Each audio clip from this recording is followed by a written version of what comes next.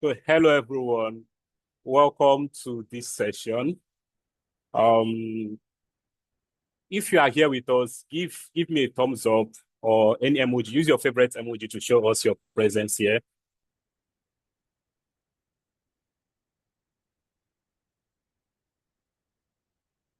I can't see any emojis. Okay, so this is the perfect time to start calling your friends, your family, anyone that I know is interested in becoming a part of tech or trying to make that transition to their career or trying to just understand what machine learning and AI is all about. So this is the best time to start calling everyone that you know that is going to be interested in this particular topic. So today we are going to be talking about this topic here. Don't waste 2026 on the wrong career. Machine learning versus AI engineering. I know most of us during the Christmas period and when we were about to start this year, we had so many goals with this new year. So this session is going to help you to make that alignment, to make that choice between machine learning and an AI engineering career. And to make it a clear choice, because we are hearing artificial intelligence, we are hearing machine learning, we're wondering what are these words, what are these jargons that people are always talking about? What do these words even mean? So this is the best time for you to learn about it. So I'm going to be going on now. And I just to show you, just to mark your attendance, you can give me your favorite emoji just to be sure that you are here with us. And you can also use the chat box to tell us your name and where you are joining in from. So I can see everyone that is here with us. So tell us your name and where you are joining from.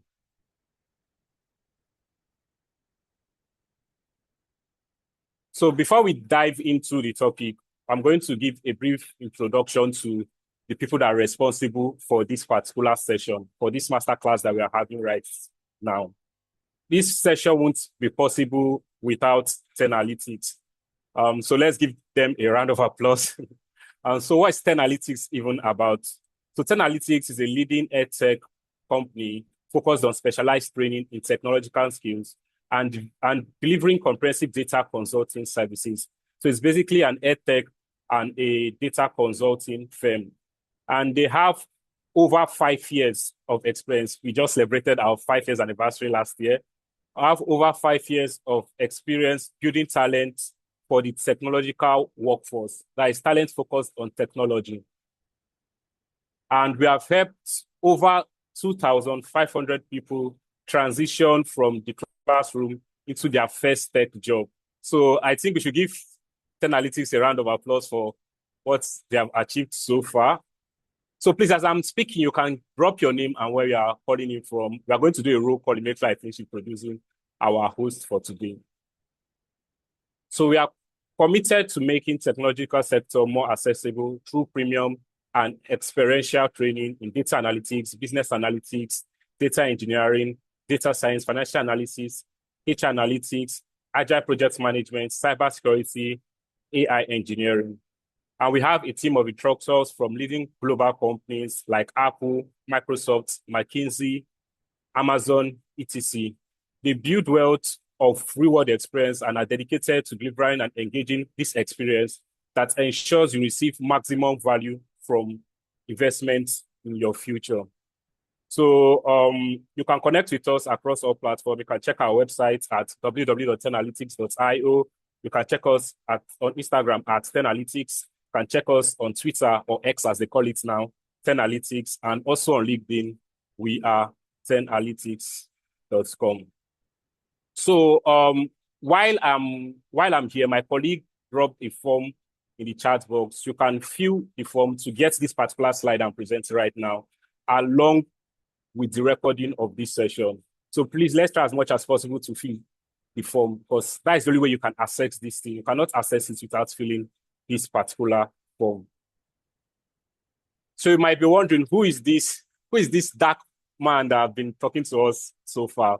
So this is me, and I'm Ifeanyi Nwobodo. I'm a senior data science associate here at 10 Analytics.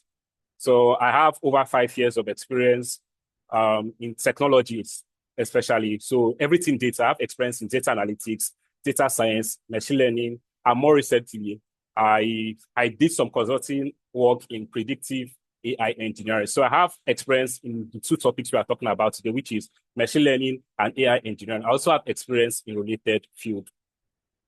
So I've cultivated a rich background in both data analysis. I've worked with marketing, finance, and education when it comes to data analytics. In data science, I've worked with healthcare, aviation, and business.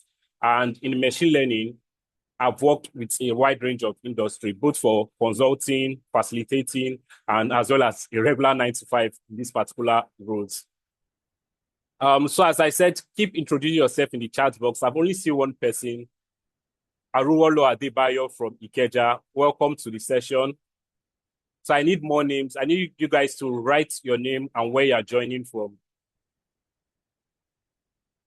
Okay, I've trained over 500 plus participants and solidifying their expertise in the field. And I've also worked with companies from US, UK, Canada, and Nigeria. And I also operate as a consultant and a freelancer. If you notice from my introduction, I've mentioned consulting a couple of times. And I've also been actively contributing to digital transformation initiatives. And that has earned me the title of a 2 times Kaggle expert and a 1 time Digital Explorer fellow. So I'm going to be bringing this wealth of experience to introduce this topic, but I won't be doing that alone. Right here with me, I have Elizabeth Nana. She's a project manager and a senior APM. That is an agile project manager and also a clarity coach here at Ten Analytics. She's a skilled leader and a coach for the agile team, and she has always consistently driven impactful results. And as a clarity coach, she helps aspiring professionals gain direction, confidence, and actionable steps to transition into rewarding tech career. Elizabeth has trained over 1,000 professionals across 4 continents, and experience spans from multiple sectors, including health tech, finance, and ed tech. So later on, Elizabeth is going to be taking on the second half of this particular masterclass. So enough with the introduction. Let's go dive right into the topic that we have for today. So today, the topic we have is don't waste your 2026 on the wrong career, machine learning versus AI engineer. So from that, we're also going to talk about a pathway where you can learn these particular skills I'm going to be introducing. And you're going to learn about the Ten Analytics Growth Internship Program and a special discount just for you that are here with us in this masterclass. And before I go ahead, I just want to give us a brief background of what we are talking about today. So I myself, when I started into tech in general, I knew it was a particular December. I just made up my mind that, next year, I'm not going to continue the way I am. So I made a couple of steps and created a couple of goals to help me achieve those goals. But back then, I did not have a structured or a mentorship role. So it made me focus on things that are unimportant. I was hearing, as a data professional, you need to know SQL, you need to know Excel, you need to know this. I was learning so many tools without actually getting that grounded insight. So this particular step is going to help us, like especially those that have been confused between AI engineering and ML engineering, which particular skill are they to learn from those two fields? Because they are very related. We have been hearing about AI, and I think I've learned about machine learning before you start hearing about AI. And what will be your mind is, so what is now the difference between this AI and this machine learning? So let me give you that introduction. Let me be the one that will break that ice for you so you can learn the difference between the two. So the first thing you should think of it is that AI is like a house. Why in the house, a room in the house is just machine learning. So AI is just like the general concept, why machine learning is just a subset of AI. So what is even this AI that we are talking about? I know some of us must have used ChatGPT. Some of us must have seen Grok on Twitter. We have seen Meta on WhatsApp. And I even think in this meeting right now, some of us have these reading notes. Those are AI algorithms. So we have been seeing AI. So what exactly is this AI that we have been hearing so far? What exactly is this AI that have taken most parts of our life? So AI is a branch of computer science that enables machines to mimic human intelligence. That is just the basic definition of AI. And that's why it is artificial intelligence. So it's like we're helping the computer try to be as intelligent as human beings. So just we are trying to make them replicate human intelligence. So they replicate our intelligence in form of learning, reasoning, problem solving, and perception. So it is a branch of computer science that helps machine to reason, to learn, to solve problems, and to perceive as though it is human. So it uses algorithm and data to perform these tasks, and it can work with images, it can work with languages, can work with videos, can even work with slides. So especially now when we have this boom in artificial intelligence, you can see it's working with different tools. Now it can work across apps. If you receive a mail, you see Gemini in your mail trying to summarize the mail for you. If you are in a meeting like this, you see another app trying to summarize it for you. If you want to automate some tasks, AI engineering can help you to do that.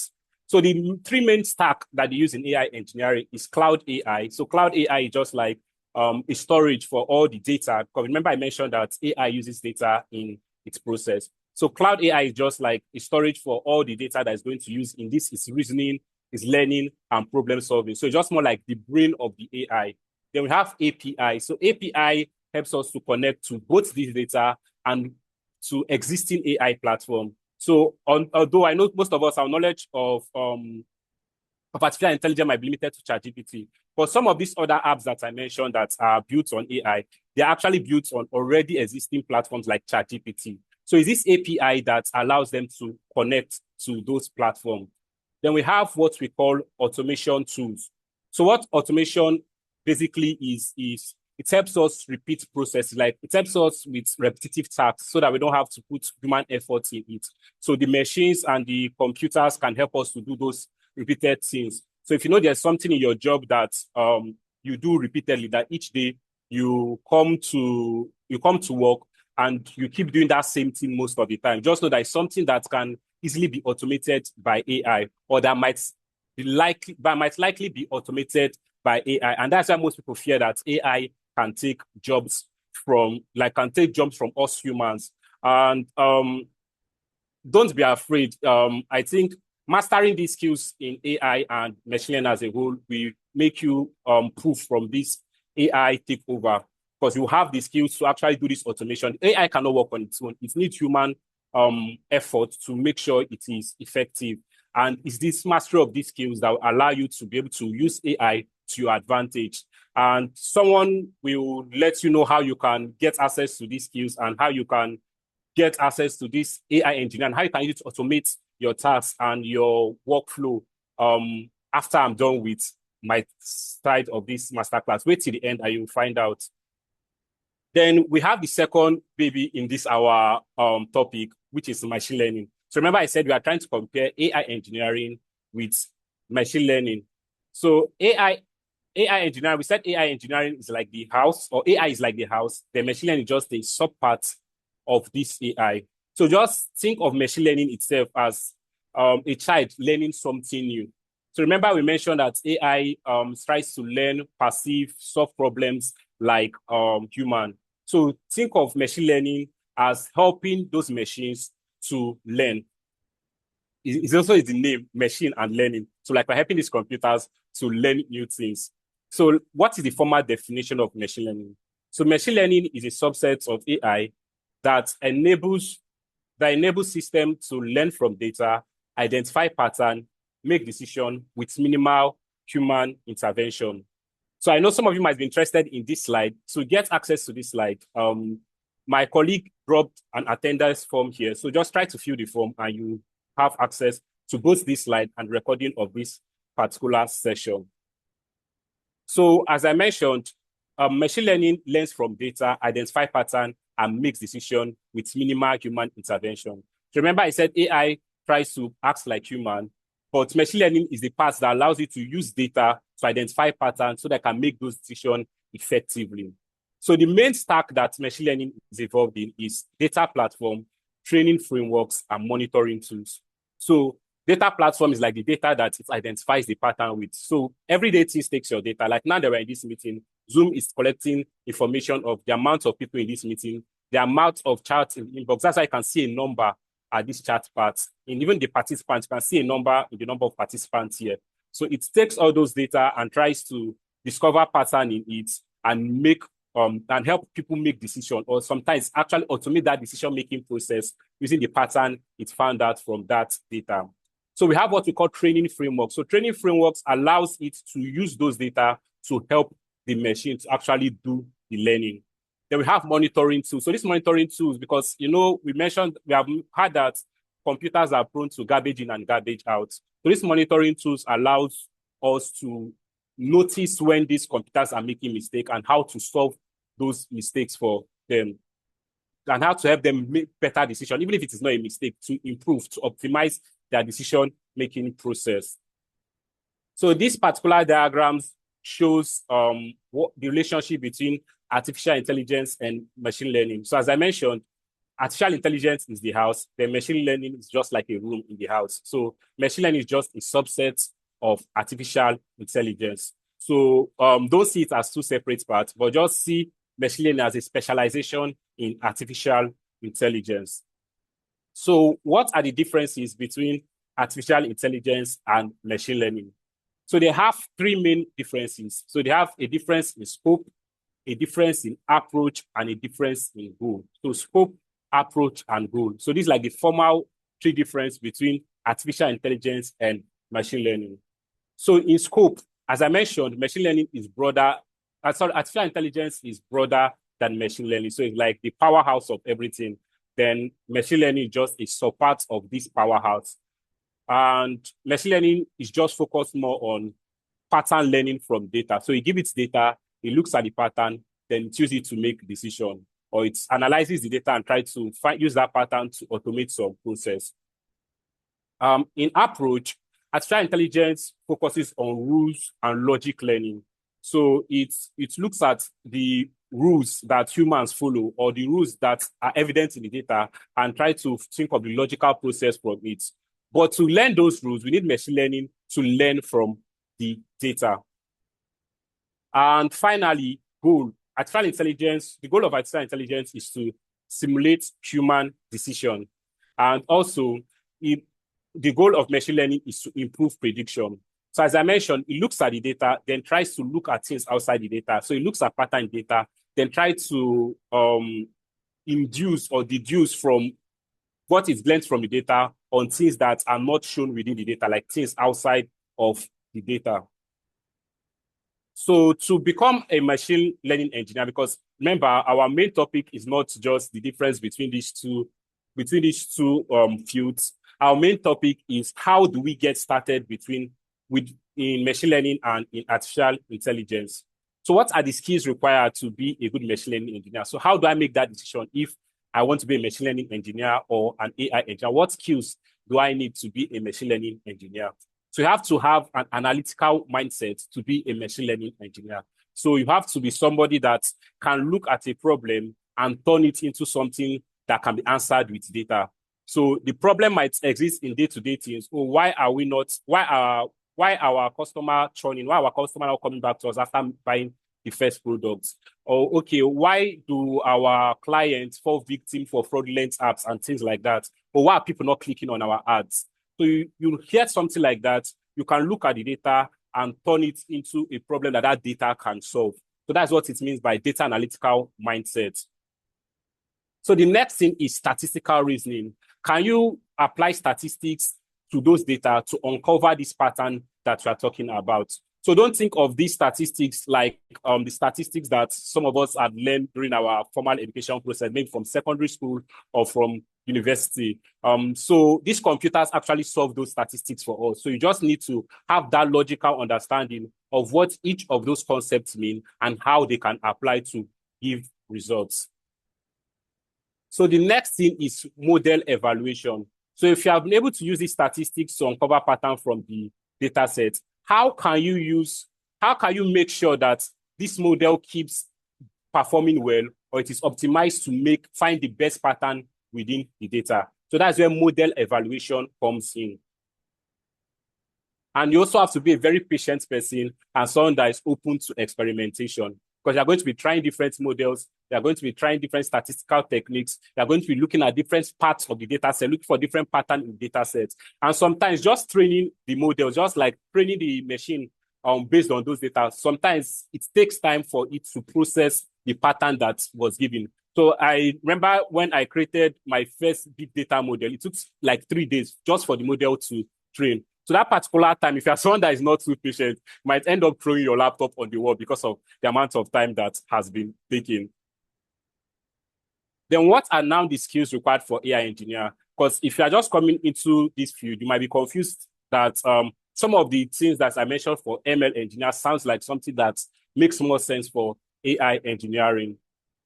So the first thing you should be able to think about as an AI engineer is product thinking. So how do I design this product for users to understand? If you look at ChatGPT, each text bubble is a deliberate decision. Each icon on ChatGPT is a deliberate decision to ensure that the user have the best experience while using that product. So as an AI engineer, you should be able to think of the best way to place different icons, to place different dialogue box, to place different text on your product to ensure that users get the most experience from it. Then the second skill is communication, because most of the people you are going to be working with might not have this knowledge of artificial intelligence. You have to be able to communicate the jargons that you learn in your AI engineering journey to this non-technical audience. And you should also be able to assimilate the non-technical information you are giving into the jargons that are going to use to create the product. So communication is an essential skill when it comes to artificial intelligence. The next one is system design. So only product is not enough. There's a system behind the product that ensures that the model that you created communicates with the data and data communicates with the user. So your ability to create this system to not allow them, to not allow their wires get crisscrossed, not allow any miscommunication within the system is also a powerful skill as an artificial intelligence engineer. And lastly, we have business understanding. So business understanding means communicating the business problem into something useful, into something that can be taken action on using artificial intelligence. So a particular process, how can we make this process to be repeated? You have to turn it from that business jargon into something that artificial intelligence can understand and give a good response. So please, as I mentioned earlier, let's try filling the attendance report down there so that we'll be able to get access to the recording from this session as well as these slides that I'm using right now. So as you can see, it's actually a slide that I'm sharing with us. So the next thing is, if I know artificial intelligence, if I cannot use it to solve business problem or I cannot use it to make money or get a job, I think the knowledge is just for personal satisfaction. And I know most of us are not in this session just for the sake of intellectual satisfaction. We want to learn how to make money from these skills. So that brings us to the next slide, which is job opportunities in both AI engineering and machine learning engineering. So when it comes to job opportunities in AI engineering, there's growing demand for AI engineers because, as I mentioned, AI is more of a novel field. It's not something that have always existed. And because of this, there are only few people that have a level of control over that topic and are able to use it to solve problems. Because just having control over the topic is not enough. You must be able to use it to solve problems that business are interested in, problems that create values for business. So because of that, there's growing demand for AI engineers. And because of you are one of the early comers, you are more likely to be a pace setter in the field if you get into artificial intelligence right now. Secondly, artificial intelligence can be applied in various industries. I think almost all the industry. Whatever role you are working as right now, you can actually apply AI one way or the other to help you to be more efficient and optimize workflows within that particular role. And again, there's a faster hiring process when it comes to artificial intelligence. And this is also consequent on it being a novel field. Because of it is a novel field, there are not too much questions to ask during the interview process. And there are not too much people to interview because not too much people have this command over the topic. Then when it comes to machine learning engineer, it's a more specialized role. So remember I said AI engineering can be applied in different industries, in different roles, but machine learning engineering cannot really be applied in different roles like that. So there's usually a specific person within the team that is a machine learning engineer. So it's not like you a project manager and you just have AI engineering skills. So you're using project management to improve your process. But when it comes to machine learning engineer, there's a machine learning engineer that has to improve those project management process for you. So it's not like a side skill that you can just use within the organization. Most times, there's a specialized person that works as an ML engineer. Secondly, you should also be ready to work in teams because as a machine learning engineer, you're working with a data engineer, working with project manager, working with data analysts, working with business analysts, working with the HR, marketing, and different departments, help them solve those problems. Since I mentioned that it is a specialized role, so you yourself will be working with different departments within the organization to solve those problems. So teamwork is also a very strong skill when it comes to machine learning engineering. And the last thing is research and modeling. So if you are someone that's also interested in academia, I think across most academic field right now, you see that machine learning are applied in different topics or the other. So machine learning engineering is also a good fit for you if you are someone that is interested in research. So how do you choose the right path? So are you interested in creating products for users? Are you interested in creating apps? Are you interested in creating websites or adding AI into websites? Or are you interested in creating workflows for users? If you're interested in all these things I just listed, then AI engineering is for you. But if you are more interested in data analysis, research, teamwork, communication, and things like that, then machine learning engineering is a better fit for you. So let's talk about like a case. Let's compare two cases and see what a machine learning engineer will do in that particular situation and what an AI engineer will do in that situation. So let's talk about a case of fraud detection in a digital bank. So let's say an online bank is having issues with fraudulent transaction. They could not recognize which one is fraudulent or not. So what a machine learning engineer will do is that he will look at the past data from the bank. All the past transactions that have been made so far within the bank. It will be able to identify which ones are fraudulent and not. It will note, oh, this particular transaction that happened this particular day was fraudulent. This particular transaction that happened this day was non-fraudulent, and so on.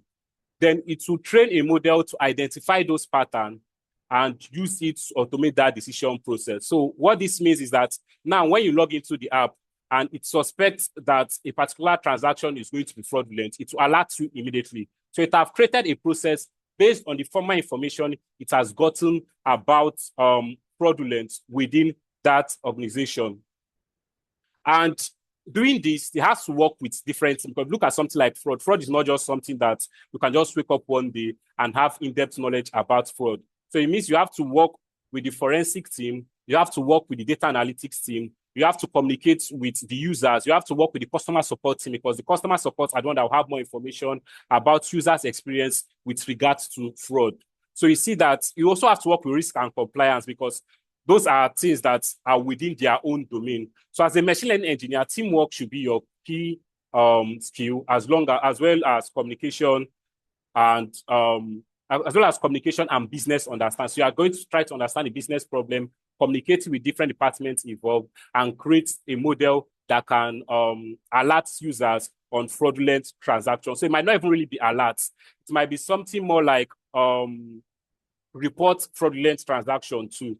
So if you see I know some apps, something like Twitter, there are some posts that you make that you might get banned, or that particular post might be blocked. It might not be allowed to go out. So in those cases, it's a machine learning engineer that makes sure that that is possible.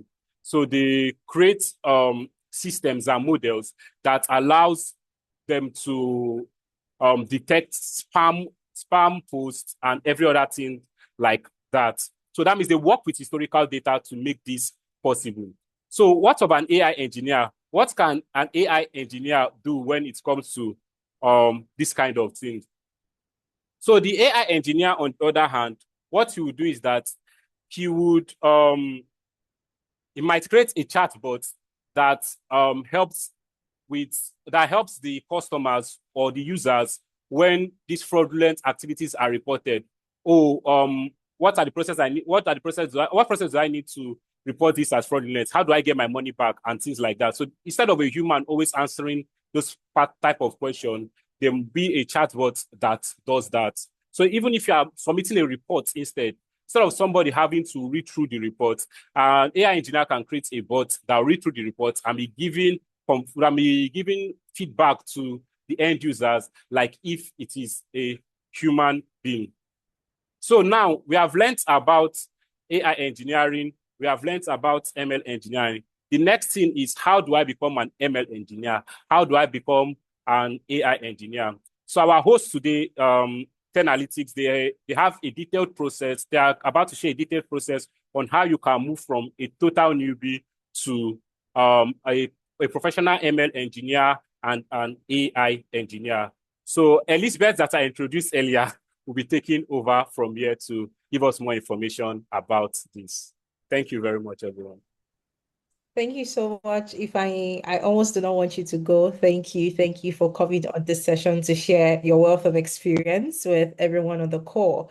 So just before Ifeanyi turns off his camera and just leaves the call, I want us, if you learned one or two things from Ifeanyi's session, I want you to put a one, just put a number one in the chat so that Ifeanyi knows that he actually spoke to people and his message landed well. So I want you to put a number one in the chat if you learned anything at all from his presentation. Thank you. Thank you. I see one person. I want at least two other people. At least two other people. We can do it. All right, fantastic. One more. One more person. One more person. Anyone else? All right, great. Thank you so much for that. All right, so now we're going to move on to the interesting part. I'm sorry if but this is the interesting part. So you can stop sharing your screen now. We've heard so much about machine learning. We've heard about, AI engineering, but how do you actually get started, right? What are the skills that you need? Because all of these, they're just fancy names if you don't know where you should start from, right? So that is what I am going to be sharing with you right now. Okay, so what do you need to do to break into the job market the fastest in 2026? Now, the fact that you're on the session today, you're taking the first step. What that means is you are interested in data science, all right? You're interested in machine learning, you're interested in AI engineering. Oh, you've been hearing about it, and it sounds like something that you would like to get into because, of course, it does pay a lot of money, all right? And that is something that you're interested in and you'd like to get into. So what exactly do you need to do to be able to break into this job market, especially in the competitive global workforce today? All right. Now, we'll start off with the tech skills that you need to learn to land a job quickly. Is very streamlined. All right. Here at 10 Analytics, like my colleague Ifeanyi mentioned earlier, we offer 10 different programs. Okay. But tonight we are going to be focusing on just one of those programs, which is why I'm sure a lot of us are on here today. And that is the data science program. Now, of course, I'm sure some people are wondering, oh, I mean, it was machine learning. I was hearing machine learning, I was hearing AI. So why is she talking about data science? Not to worry, I'll explain what I mean, in a couple more minutes. So just lend me your ears and, be patient with me. Now, here at 10 Analytics, before we offer these programs, when I talk about the programs that we offer, I love to say that they are carefully curated with love and intention. And I'll explain what I mean by that. Now, before we go ahead to actually offer programs or say this is the best career path, this is the career path that you want to get into, this is how you're going to be able to land a job, we actually do a lot of digging. We do our homework. That's what it means. So the first thing that we do on a yearly basis, year on year. So we did this in 2022, we did this in 2023, we did this in 2024, 2025. All right. Year on year, at the end of every year, we carry out a job board analysis. Now we analyze the different job boards that you have out there. Think of any job board, whether it is the free one, like the free ones like LinkedIn, Indeed, Glassdoor, Total Jobs, or it's the paid ones like UK Visa Jobs and so on and so forth. We analyze these different job boards. And what are we looking for exactly? Now, when we analyze all these job boards, we scrape the job postings. All right. We scrape every single job posting there. And why do we do this? We're collecting that data because we want to analyze it and we want to measure that data according to these three different criteria that you can see on my screen. All right. Now, the first one is ease of learning because what we're scraping the job boards for are jobs that occur the most. What that means is that if we scrape the job board, let's say we scrape LinkedIn, for example, in 2025, and we found out that, from January 2025 to December 2025, we had about 50,000 job postings for an AI engineer. What that signifies is that AI engineering is in high demand. That's simply the mathematics behind it. So we scrape all these different job boards for the highest occurring job listings. And then when we do that and we get those job posts, we carry out our own analysis. Now we look at the first criterion on my screen, which is ease of learning. Basically, we've identified the jobs that are in high demand, but we want to make sure these are things that beginners can get into, right? Because of course, there are a lot of them out there. There are a lot of jobs that are in high demand, but do we have all of them, as easy jobs or careers that people can get into? People can get into whether your background is in care, whether you're a social worker, whether you're a teacher, whether you were an operations manager, whether you were even a farmer, right? Are these jobs easy to get into? So that's the first criterion that we look at, ease of learning. Is it easy? Is it going to be easy for people like myself? People like a lot of us on this call that have been out of the classroom for years and years, right? To learn these things. Because right now, our brains, whether we like it or not, our brains are not as sharp as it used to be when we're in college or we were in high school. It's much different now. There's so much to think about. You're thinking about how to put food on the table. You're probably taking care of your family and so on and so forth. So is it easy to learn the skill? Now, I'll give you an example of a job, one of the jobs that we found, that of course is in very much of a high demand, but is not easy to learn. And that is robotics engineering. Now, in order for you to get into robotics engineering, even though it is it pays well, they are looking for robotics engineers everywhere. It's not easy to learn because you need at least 18 months to learn robotics engineering, at least 18 months before you can even say, oh, I have scratched the surface of robotics engineering. And even before you can start learning, there are some requirements that you need to have before you can start learning. So, for example, I just use not machine learning, pardon. I just use robotics engineering as an example. Now, of course, looking at the first criterion, robotics engineering did not make the cut, and that's why, it is not on the list. So now the second criterion is the ease of transitioning. How easy is it to transition from what you currently do right now? Whether you are in the healthcare sector, you're working as a care worker, you are working as, a teacher, you were a teacher before, you're a nurse, you're a midwife. How easy is it to transition from what you're currently doing right now into these rewarding career paths? That's the second criterion that we look at. And then the third one, which is, of course, the most important one to a lot of us on this call today, is high rewarding salary. Do these jobs pay well? It's not enough that they are just looking for them. We don't want jobs that they're looking for them and then at the end of the month, you're getting maybe 500 pounds at the end of the month. No, we're not interested in jobs like that. We want to make sure that these jobs offer a high or rewarding salary. And then after carrying out this analysis and comparing all of these job postings to these different criteria that I just listed, we arrived at the 10 programs that we offer. Like I said, I want you to forget about every other thing and focus on data science. Now, we did not stop there. We decided to do some external validation. So we wanted to make sure, yes, Analytics has carried out the analysis and we can see that data science is on the rise, but we want to make sure that it actually is on the rise. So what we did was we went outside. We stepped outside of the box and we went into the world, right? So we found the World Economic Forum Future of Jobs Report 2025-2026, and then we took a look at the report. Now, my colleague mentioned earlier, this session is being recorded. Now, if you feel like there's anything that you stand to gain from this session, you'd like to have a replay of it, go ahead to fill the attendance form that my colleagues are dropping in the chat. Now, it's very important because what we need from that attendance form is your email so that we can send you the recording as well as the slides. The slides that I'm using right now, we'll be able to send it to you via email.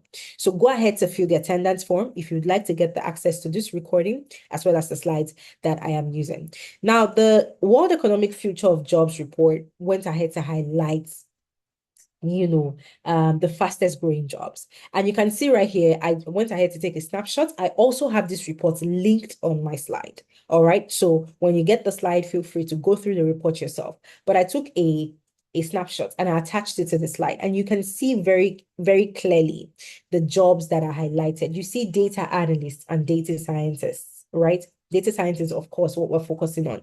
AI and machine learning specialists purported to grow within the next 5 to 8 years. All right. These are jobs that will keep growing in demand. So you don't have to worry about oversaturation. Oversaturation in the market is not something that concerns you right now because they are creating more jobs for these roles. That is what the World Economic Forum is saying. And of course, it's in line with the analysis that we carried out as an organization.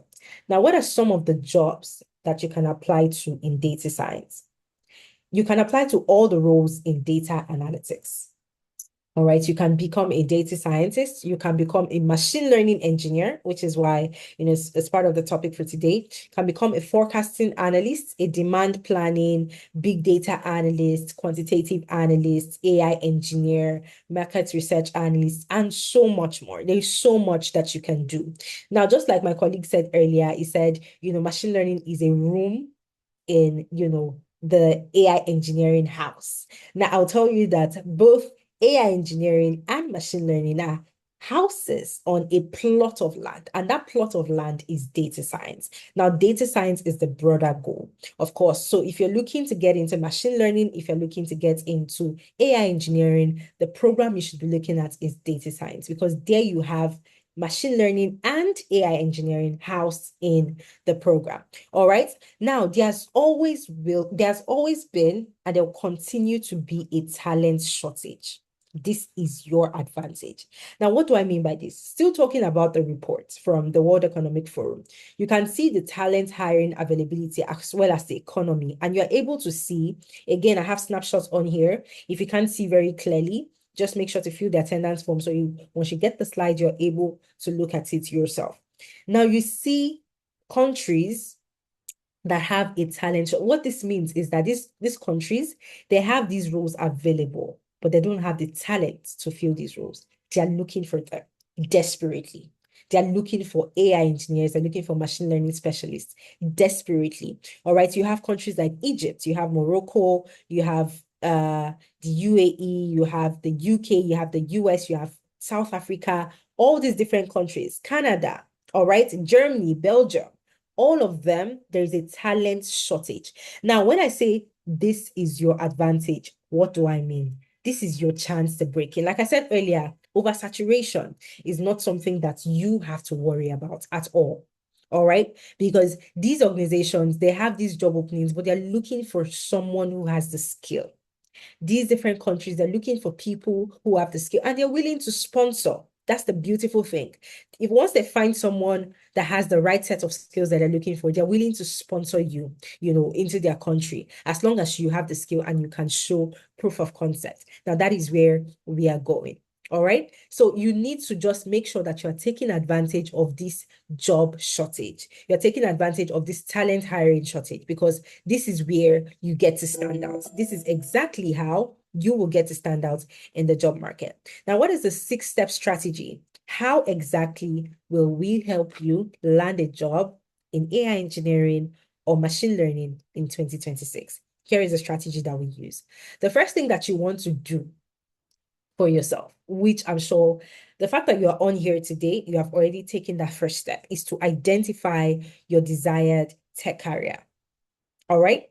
You want to first identify your desired tech career. Take Victoria, for example. Victoria on my slide. Victoria was a customer success, customer service rep, and she was looking to pivot into data science.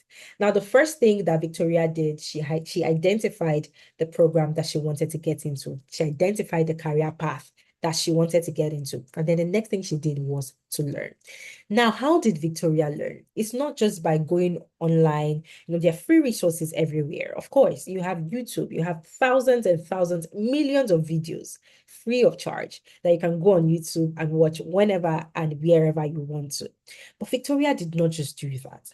What Victoria did was she took the 10 analytics program and she was able to learn using our blended learning approach. Now, what is the blended learning approach? You have a mix of live instructor-led classes like this one, even though this is not a class, this is but a snippet of what you actually get in a live class. But you have a live session like this one, and then there is a difference. You're able to raise up your hand and ask questions. You're able to unmute your mic and speak. All right, you see your facilitator. You're speaking to your facilitator. Your facilitator is also speaking to you, and you get to work on projects. Okay, and then she joined the live instructor-led classes with self-paced learning materials. Now, upon registration, every single participant is added to our learning management system, which is called the LMS. What exactly do you get on this LMS? All right. Now we understand. Again, I talked about our busy lives earlier. We are no longer in high school, where the only requirement is to wake up, have breakfast, and go to school. We have our busy lives, we have our jobs, we have our families to take care of. So in order for us not to overburden you with too many classes, what we went ahead to do is there are also pre-recorded videos that you can access and watch at your own time. So as much as you are watching these videos on your own, you also have instructors that you can speak to. You also get to join live classes where you can speak to instructors and get a better understanding of what you have watched in those videos. All right. Now, before I move on, I want to say one thing, and I am throwing this question to the house. So I want to see comments. I want to see responses to this question that I'm about to ask. So if you have a car right now, if you drive, I'm sure the people that drive on here, they understand what I'm saying. If you drive and you have a car, a pretty expensive one at that, and your car got bad, it developed some issues due to the weather, the climate conditions, and stuff like that. Your car got bad, and you are considering, you want to fix your car. Now you have two options. There are two people, right, that you can see. You have two options. You need to pick either one of them to fix your car. Now, the first person is a first class graduate from Harvard University. This person has the certificate. This person has the fancy school name. This person has the pictures, like this picture I'm showing you to show for it. And this person is able to say, look, I'm a first class graduate from Harvard University. I also went to Yale, yada, yada, yada, Ivy League schools. All right. And then you have the second person who is an experienced mechanic. He has a workshop. In fact, you can go to his workshop. You can see all the work that is getting done on people's cars. You're able to see the cars that he has fixed before. You're able to see, in fact, you're able to see proof of concept, basically. He has that workshop. You're able to walk into his workshop and see how things are going and see where your car will be fixed. However, this mechanic, this experienced mechanic that has maybe 10 years of experience, it doesn't have a degree from Harvard University.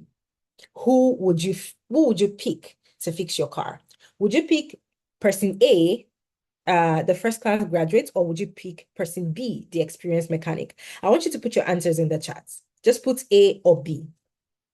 I want to know, the kind of people that I have here. Okay, someone says B. Okay. Anyone else? Anyone else? Who would you pick to fix your car in this situation?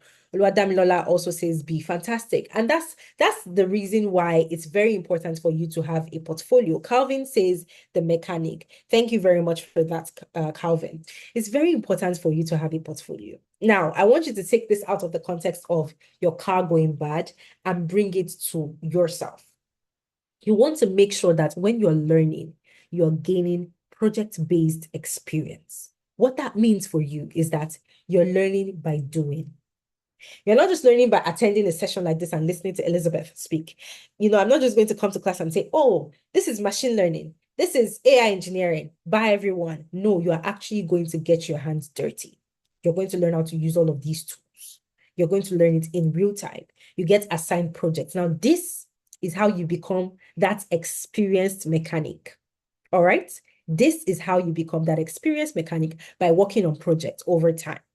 You keep working on projects, you work on a minimum of at least 8 projects, right? And you get to build a portfolio. That portfolio is your workshop that people can come to if they need you to fix their car. They're able to come to your workshop and see the type of cars that you have fixed before, and see proof that you actually know how to fix cars, or you actually know how to fix the exact type of car that they want. Again, on this slide, you have portfolios of some of our past participants who have gone on, people like yourself, taking the data science program, gone on to land jobs. You see their portfolio, you see what they built and how it helped them land their jobs. All right. Then the next thing you want to do is you want to gain employability skills. When I say employability, I talk about packaging, right? We're going to revamp your CV for you. We'll review your current CV, ask you to submit it, and then we'll work on your CV for you. We're going to teach you how to optimize your LinkedIn profile, teach you how to navigate the job markets, especially for immigrants, okay? You just immigrated, you left your residence or your home country, your birth country, you moved to a different country, and you're still trying to understand how to break into the job market, right? Especially in this global workforce. We're going to teach you how to navigate that. We have interview preparatory sessions with you. So anytime you land an interview, we are available to prep you for that interview. In fact, we send you links to jobs that you can apply to. Jobs that we paid to get access to. We send you those links to apply to those jobs. And then when those jobs or those organizations call you back for an interview, you can schedule a one-on-one call with somebody like myself, somebody like Ifeanyi, and we'll prep you for the interview. So we're going to tell you that, Calvin, you know what? For this organization, this particular company, these are some of the likely questions that you would get in this interview. Now, when they ask you this question, or if they ask you this question, this is how you should answer. This is how you should, construct or structure your reply. This is the project that you should talk about. You can share your screen, show them your portfolio, talk about this project. Now we are coaching you literally on how to answer these interview questions, so that by the time you're going into the actual interview, you are at the very least, you are 70% prepared. All right, for the questions. And of course, the remaining 30% now is based on your confidence and how you're able to smash that interview. That is how you're able to land a job. Now, we also have, networking and mentorship. We have a very strong alumni network, all right? And we offer mentorship, of course, just to get you in the right headspace, weekly mentorship. And this 6-step strategy I just walked you through is how you are able to land a job in 2026 in your desired role or career path. Now we have some success stories. If you joined the session earlier, at the very beginning, before the actual session started, you would have seen some testimonials playing. We have a lot of them. We've helped over 3,500 professionals, such as yourself, transition, not just from their jobs, transition from their jobs into the classroom and then into their very first role in tech. All right, how did we do that? Following the strategy I already shared with you. Now, I will not be able to talk about all 3,500, but I've gone ahead to highlight some testimonials that I would love to share with you. Now, let's take a look at Abisola, for example. Abisola was out of work and she needed to get interviews as well as job opportunities. And she joined the data science program. Now, 1 month into her program, after her mentorship and interview preparations, she was able to secure a job as a Python curriculum designer and machine learning engineer with an organization in the UK. We also have someone like Oluwafikayo who had a finance and accounting background. I'll say that again. Oluwafikayo had a finance and accounting background. Now, I say this to say that you don't need to have a tech background. You don't need to have studied science in school to be able to learn data science or get into AI engineering or machine learning, right? As long as you have the interest, it doesn't matter what your background is. I said it earlier, you could be a farmer and get into this. You could be a pharmacist, you could be a nurse, a midwife, a care worker, any background whatsoever, a banker, all right, someone in finance, someone in accounting, just like Oluwafikayo. She joined the full stack data science program and she landed a job as a business solutions analyst with a company in Canada 1 month before the completion of her training.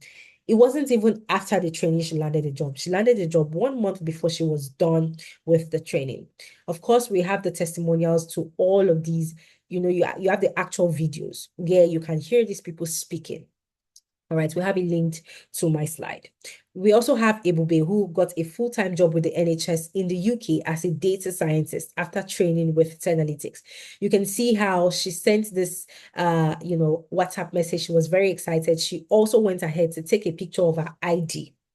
All right, the ID that she was issued after she got the job. You see Wislin, who got a full-time job with Shell, after training with us. You see someone like Vivian who got 3 job offers after completing her training with Analytics, and she was able to now pick and choose. Wouldn't you love to be in that position where, they are the ones rushing you, they're the ones coming to you. You're able to sit back and then assess their offers and pick the best offer for you. Now, that is something that you stand to gain. We have someone like Buki as well, who got a job as a data scientist with one of the largest retail firms in the world. All right. We have someone like Shin who also got 2 offers as a data analytics specialist with a data consulting firm. All right. After taking the data science program. Now, like I mentioned earlier, what are some of the jobs that you can work in as a data scientist? You can do absolutely everything that a data analyst can do. So you're able to land jobs as a data analyst or as a data scientist.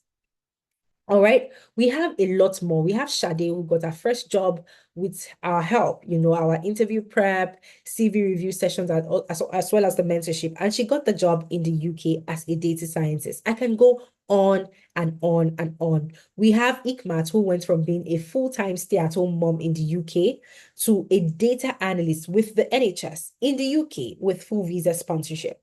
All right, now let's not drag this session for much longer than it needs to be, but I have so many testimonials on my slide. Once you get the slide, you're able to watch the videos of these people and learn from them. Now, what exactly do employers want from you? All right. Employers want to know that you can do the job. How do they know that you can do the job? It's one question, very simple question. Do you have the experience? Now, I tell people a lot of times that there are no entry-level jobs out there. Now, when and if you land an entry-level role that does not require any sort of experience whatsoever, then you have luck on your side. I'll tell you why I say this. Yes, you're probably seeing a lot of entry-level positions. You go out there on LinkedIn, you see entry-level data scientist, entry-level AI engineer, and so on and so forth. But I can guarantee you that when you open the job description, you're going to see at least a minimum of 1 year experience in this and that, in this field and that field. That is no longer an entry-level position, because if you are an absolute beginner looking to break into tech, you don't have 1 year of experience. The people that are supposed to give you the 1 year of experience are asking you to come with 1 year of experience. So how do you bridge that gap? Again, like I said, learning in the project-based environment. Now, let's take a look at the key learning areas of the data science program. Now, Ifeanyi has gone ahead to, explain who a data scientist is, who a machine learning specialist is, who an AI engineer is. But I want you to think, let's bring it home, right? I'm sure on this call today, I have people who maybe you still don't know what data science is all about. You hear about it, but you don't know, you're not sure. If you watch Netflix, if you use Spotify, if you listen to music on Apple Music, Audio Mac, all of those music streaming platforms, right? Even YouTube, if you use any of these platforms I just mentioned, to name a few. Now, you notice how after a while, when you create your Netflix accounts and you start to watch movies on your Netflix, on your Netflix account, there's a specific type of movies that you like. And then, of course, you hit the like button. There's a like button that you can use to rate the movie on Netflix. You see that after a while, Netflix, maybe after a week, Netflix starts to suggest movies that you may like, or movies that you may be interested in, or shows that you may be interested in based on your activity. That is data science. Most importantly, that is machine learning in play. All right. For Audio Mac, Spotify, Apple Music, the kind of songs that you listen to, you just open Spotify one morning and you see that Spotify is also suggesting several playlists. It's like daily mix, you have several playlists that you can just click on one and listen to, and you see the kind of music that you love to listen to is in that playlist. That is data science. So what they have done is they have taken a look at your behavior.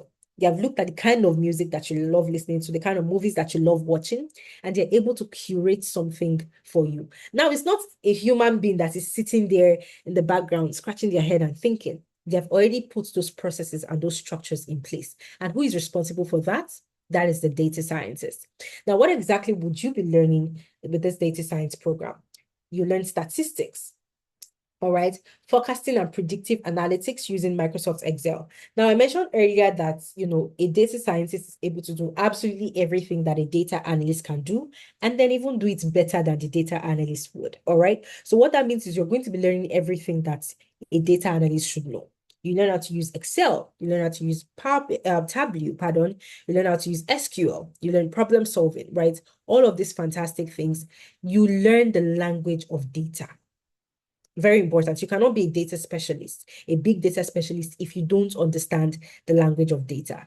But then you are also going to be able to predict, which is what, Netflix, which is what Spotify, which is even what the World Economic Forum is doing today. They are able to predict the jobs that are growing in demand. That is an important skill to have. All right, especially if you're looking to excel in 2026 right now. Then we go a step further, you learn Python programming. Now, I want to say this. I'm sure a lot of us on here were newbies, or absolutely newbies to tech. Data science is not hard, all right? On a scale of 1 to 10, 1 being simple, 10 being difficult, I'll give data science maybe a 4.5 over 10. So I'll give it an average. It's not hard, but it's not like easy. It's not easy like ABC. I'd be lying to you if I said it was easy like ABC. It's not. It's challenging, but you're going to, put your brain to use. And of course, it pays a lot of money. All right. Anything that offers even the tiniest bit of challenge, there's a lot of money involved. Because if you remember, one of the criterion for selecting this program was high rewarding salary. Okay, then you also get familiar with exploratory data analysis, machine learning. Like I said, machine learning, AI engineering is housed in data science. You'll be learning machine learning, you learn computer vision, how to do, something like what is on my camera right now, where you see the backdrop, right? You see my face, you see Elizabeth sitting right in front of the camera. I could be at the beach right now, but you cannot see anything. You just see a backdrop. That is also the work of a data scientist. All right. It's also used for traffic cameras. So if you have ever wondered how, speed cameras are able to capture license plates of cars that are, going above the approved speed limits, that is also computer vision, data science, right? And then you learn GitHub version control. You learn how to use AI. You learn how to leverage AI in your work to make your work faster, to make your work easier. And finally, you also be learning Microsoft Fabrics for analytics. Now, I explained earlier that we have a blended learning approach. Now, what that means for you is that you have 2 live classes in a month.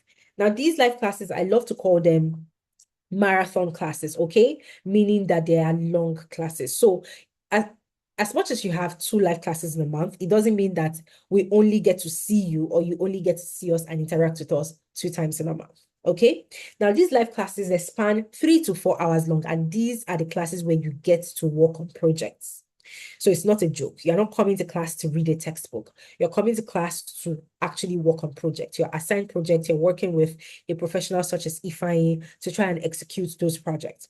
Now, we have 2 different timings for the Saturday live classes. You have the morning class, which is 11 a.m. to 2 p.m. West African time. And then you have the evening class, which is 6 p.m. to 9 p.m. West African time. Now, depending on where you're joining from, depending on your time zone, you're able to choose a convenient class. Oh, you know what? I'd like to join the morning class, or I'd like to join the evening class. It's completely up to you. Now, if for any reason you miss any of these classes, even after your selection, rest assured, because these classes are always recorded and you have lifetime access to the recording of that session. Now, outside of the live classes, you have the self-paced videos I talked about, pre-recorded videos that you can watch anywhere at any time. You're on your way to work, you're on the train, you can just plug in and watch these videos. Pre-recorded videos, you have facilitators just like Ifeanyi, walking you through some of these concepts, walking you through how to use some of these tools. And then if you're somewhere with your laptop, you can try to replicate what you're watching on those videos. Now, you can watch these videos as many times as you want, all right? And then if you have any questions, you can bring it to what we call a drop-in session. Now, a drop-in session is also a live session. It spans 1 to 2 hours long, and it happens 2 times in a week. So you have a drop-in session on Wednesdays, 9 p.m. West African time, and then another one on Saturdays. So the Saturdays, you don't have a live class, the marathon live classes, you have a drop-in session, 1 to 2 hours long by 6 p.m. West African time. So you can come to this session and ask your questions. You can say, hi, I was trying to do this with my Jupyter notebook. I'm not getting it. Please, can I share my screen and show you the problem I'm having so that you can put me through? You can come to your drop-in sessions and do that. You come to get guidance, you come to get that hand holding that you need, especially as a beginner. Now, the learning timeline for this program is 6 months, 8 months in total, 6 months learning in class, and then 2 months of internship. And then after the training, you are able to add 10 Analytics or our partner company, Amdari, to your CV and say that you were a consultant with us. All right. So, of course, that helps you to build your experience that you need to apply to these jobs. Now, outside of the technical skills, the wonderful technical skills I just talked about, your Python, your machine learning, AI engineering, and so on and so forth. What exactly is the formula that will land you a job? It's a simple addition, all right? Your technical skills is not enough to land you a job in 2026. The job market is a lot more competitive than it used to be. You need more than just your technical skills. You also need your employability skills as well. All right. The technical skills is only 50%. So you could master AI engineering today and still be out of a job by December of 2026. Why? Because you don't have the other 50%. Now, what is the other 50%? It's the packaging that I talked about earlier, and I'm going to be going into that shortly. The employability services that we offer 8 different services under the employability skills. The first one, like I mentioned earlier, is revamping your CV. So 2 months into your program, so for example, if you join the February class, by the end of March, we would ask you to submit your current CV, and then we'll work on your CV for you so that your CV is able to scale past the applicant tracking system. Now, there's something that a lot of us don't know, right? When we see job ads out there and you just want to, you want to apply to this job and you just, click on, apply, you go ahead to send in your CV. And then you're waiting for, this organization to reach out to you, and then you don't hear anything, right? A lot of times you don't hear anything because your CV did not make it to the desk of a recruiter. Your CV did not make it to the desk of the hiring manager. What do I mean? Now, there's something called the ATS, the applicant tracking system that organizations and, recruiters, HR professionals use when they put out job listings. What this ATS does is also a type of AI, right? It's a system. And they program this system to look out for specific keywords in resumes. What it means is that, let's say, for example, I have an ATS and I tell this ATS, look out for in every CV that is sent in, anybody that applies and send in their CV, look out for the word employability. If there is no employability, that's an example, by the way. If there is no employability on that CV, fling the CV out, put the CV in the trash. That's what happens. So a lot of people don't know this, right? So you just apply to jobs and you don't even realize that from the second you click apply, in less than 2 seconds, your CV is already in the trash bin, right? It was already flung out by the ATS. So only the CVs that have the word employability would get to the desk of a recruiter, an actual human being who would then sit down to review the CV. Now, we're going to help you make sure that your CV is ATS friendly. Your CV is able to scale past any applicant tracking system in the world. And we will not just help you do that, we're also going to teach you how to do that as well. Then we move on to LinkedIn optimization. We're going to teach you how to strategically position yourself on social media, on LinkedIn, so that in as much as you're out there looking for jobs, you're out there trying to apply to jobs and so on and so forth, right? You also have recruiters reaching out to you to say, hey, I came across your profile. I was actually very impressed with what I saw. If you don't mind, we would love to have a conversation with you because we have an opening in our organization and it comes with full visa sponsorship. We have a lot of participants that have landed jobs like this, just minding their business, going about their daily activities, and they get a message on their phones. And then they pick up that phone, open it, and it's their LinkedIn. And then when they open it, it's a recruiter saying, please would like to have a conversation with you if you are free. That is the power of LinkedIn optimization. We're going to teach you how to do that as well. Next, like I mentioned earlier, navigating the job market where you have seasoned professionals, right? You have people with a decade of experience. You have people, senior recruiters from all over the world coming back to the classroom to tell you how to apply to jobs, how to navigate the job market, how to beat this saturation that a lot of people think, oh, tech is saturated. How do you beat it? How do you stand out? You get to learn from people who have gone before you. You get to learn from people just like yourself who have taken this program, this particular 10 analytics data science program, and they have gone on to land jobs. People like Oluwafikayo, people like Ebube, all right, people like Ikmat. You get to speak to them. They come back to the classroom and they tell you, hey, this is what I did. These were the steps that I took. And this was how I was able to land the job during the course of my training and so on and so forth. Next is interview preparatory sessions. Now, like I mentioned earlier, it doesn't matter if you get 250 interviews. We will prep you 300 times. All right. Of course, it's not going to get to that number because before you get to your 10th interview, you already have a job. But what I'm saying is it does not matter. All right. We even have people who finish the program or during the course of the program, we prep them for interviews, they land a job.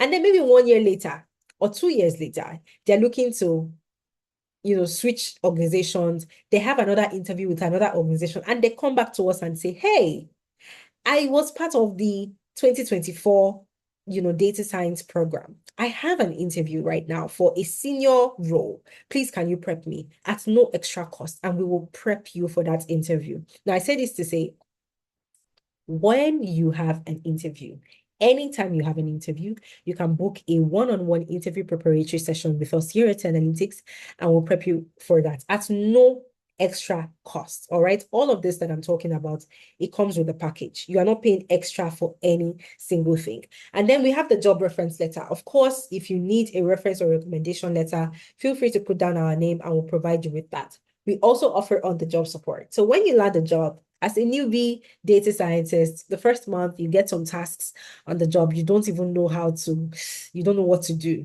right? You don't know how to execute. You can book a one-on-one session with us here at Analytics, and we will provide guidance on how you can go about executing that task on your job.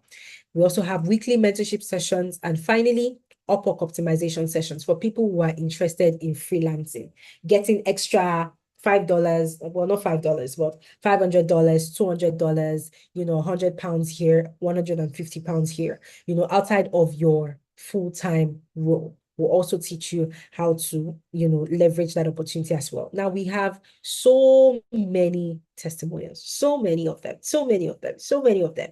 I am just going to skip all of that. What do you need to do? I'm sure a lot of people have been wondering, Elizabeth, you've been talking for quite a while. How do I get started? I am interested and I am ready. You can join our next cohort starting on the 7th of February, 2026, literally in a few days, all right, next month. What do you need to join this cohort? Now, the cost of this program, the original cost of this program is 1,250 US dollars or 958 pounds, depending on, your local currency. All right. But right now, there is a discount for the next 10 people. 10 people to register from this program. There is a discount. Well, not just from this program, actually, there are other programs happening. So, but for the next 10 people that are able to register for this data science program, instead of 1,250 US dollars, you're able to get in with 1,000 US dollars. And you're able to split your payments across as many as 5 installments, meaning you need a minimum of $150 right now. If you have $150 right now, you're good to go. You're good to start your classes on the 7th of February. Now, I'm going to walk you through how to secure your spot. Again, remember the next 10 people. All right. So my colleagues are going to be dropping the link in the chat shortly, the link to the enrollment center. And once you click on that link, this is exactly what you are going to see. You see the list of all the programs that we offer. All right. Now, what you want to do is identify your program of interest. In your case, in the case of everyone on this call, that is data science. All right. So you want to scroll down, and here, number 5 on the list, 1, 2, 3, 4, 5. Number 5 on the list is the full stack data science program. It's not called full stack for nothing. Okay. It's the kind of value that you're going to be getting from that program. Remember, you can do absolutely everything that a data analyst can do and then do more. The full stack data science program is what you are interested in. So you want to click on buy now for full stack data science, and then it opens up the program description. Every single thing that you need to know about this program, every single thing that you need to know about the program, the curriculum as well. What are the things you're going to be learning? Introduction to data science, because like I said, absolutely beginner friendly. It doesn't matter your background. Introduction to Excel, you actually learn all of these from the basics. All right. Now, right here, you see this button that says enroll now. You want to click on it, and then you'll be asked to create a free account with us. It's going to take you less than 1 minute to create that account. We just need your full name, your email address, and your phone number. And that is it. Now, once you create your account, you'll be able to confirm your enrollment, and then you select the class you would like to join. All right.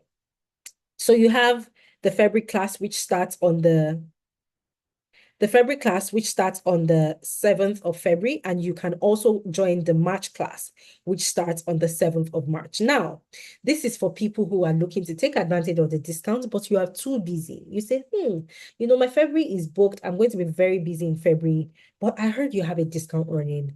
I don't want to miss out on this discount. Saving $250 is a lot of money, at least where I'm from. That's a lot of money, right? I don't want to miss out on this discount. So I'd like to register right now, but I want to start a March. Now you have that option available to you. All you have to do is select the March class instead.